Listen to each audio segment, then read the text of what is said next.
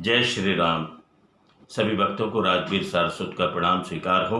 आज का प्रसंग में बहुत ही अच्छा प्रसंग, अच्छे तो सभी हैं श्री रामचरितमानस के।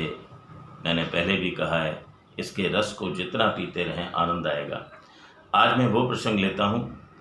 आपको पता है, शिवजी आद्य महादेव शिवजी महाराज उमा जी को ये कथा सुना रहे हैं, उधर काकभूषण जी गरुड़ जी को सुना रहे हैं।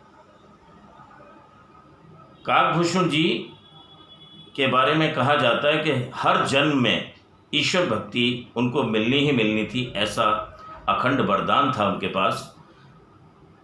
ताज्जुब और आश्चर्य की बात यह है कि गोस्वामी तुलसीदास जी ने भी काकभूषण जी के दर्शन किए थे इसी कलकाल में। गोस्वामी तुलसीदास जी ने तो याज्ञवल्क्य जी महाराज और भरद्वाज मुनि के भी दर्शन किए। धन्य है वो लेखनी, धन्य है गोस्वामी जी तुलसीदास जी। आपको मैं बता दूं, काकभूषण जी ने कई जन्म लिए। सर्प का जन्म लिया और भी विभिन्न योनियों में घूमते हुए ब्राह्मण के रूप में जन्म हुआ उनका, ब्राह्मण पुत्र के रूप में जन्म हुआ। जिद्दी थे स्वभाव के, तर्क कुतर्क करते फिरते थे। जो भी कुछ बताता उसको सुनते, किसी को अनसुना करते, कुतर्क करने लगते। एक दिन लोमश ऋषि जी के पास पहुंच गए। लोमश ऋषि जी के सामने लोमश ऋषि जी ने हरि कथा गानी शुरू की, उनको हरि कथा का वृतांत बताना शुरू किया। लेकिन उन्होंने कुतर्क जब ज़्यादा शुरू कर दिए, लोमश ऋषि को गुस्सा आ गया, और गुस्सा जब बढ़ गया तो उन्होंने उनको कौवा बनने का श्राप दे दिया। लोमश ऋषि ने इस बात का भी कोई काकभूषण जी को गम नहीं रहा कि मुझे कौवा बनने का, कोई दुख नहीं रहा कि मुझे कौवा बनने का श्राप दे दिया। जब कोई दुख नहीं रहा तो आगे सुनते हैं क्या हुआ कि तुरत भयो में काग तब पुण्य मुनि पद से रुनाय, सुमेरे राम रघुवंश मने हर्षित चले ओढ़ाय। मुझे श्राप के कारण कौवे का रूप मिल गया तुरंत, और मुझे कोई इस बात का दुख नहीं रहा। काकभूषण जी कहते हैं गरुड़ जी से कि मुझे इस बात का कतई दुख नहीं रहा कि मुझे कौवा चांडाल पक्षी बनने का, कौवे को चांडाल पक्षी की संज्ञा दी गई है कि उसका श्राप मुझे मिला। उमा जे राम चरण रत विगत काम मद क्रोध, निज प्रभु मय देखहें जगत के सन करहें विरोध। शिव जी कहते हैं, हे उमा, श्री राम जी चरणों के प्रेमी हैं। जो लोग श्री राम के चरणों के प्रेमी हैं वो काम, अभिमान तथा क्रोध से हमेशा रहित रहते हैं। उनको ये चीज़ें नहीं व्यापती।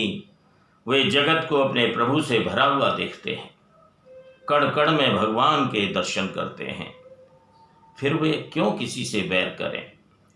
सुनु खगेश नहीं कछु ऋषि दूषण, उर प्रेरक रघुवंश विभूषण, कृपा सिंधु मुनि मत करे भोरी, लीनी प्रेम परीक्षा मोरी।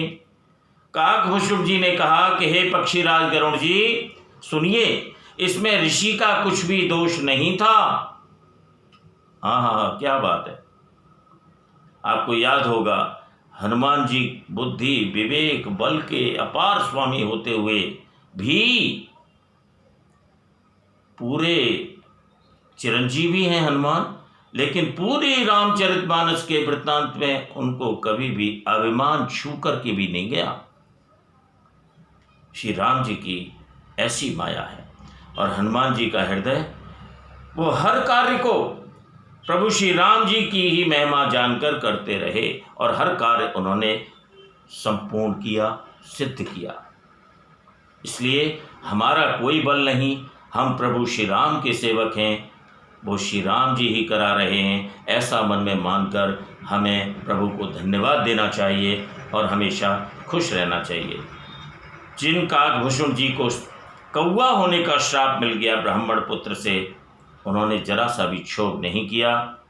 इसलिए भक्तों, मेरी एक ही प्रार्थना है, आप ज़िंदगी में कभी भी अगर मुसीबत भी आ जाती है तो हम विचलित होने लगते हैं, विचलित हम ना हों, हमेशा प्रभु श्री राम पर अपना अटूट विश्वास बनाए रखें। निश्चित मानिए आपका कल्याण होगा, आपके सारे काम जरूर बनेंगे। इन्हीं शब्दों के साथ जय श्री राम, धन्यवाद, नमस्कार।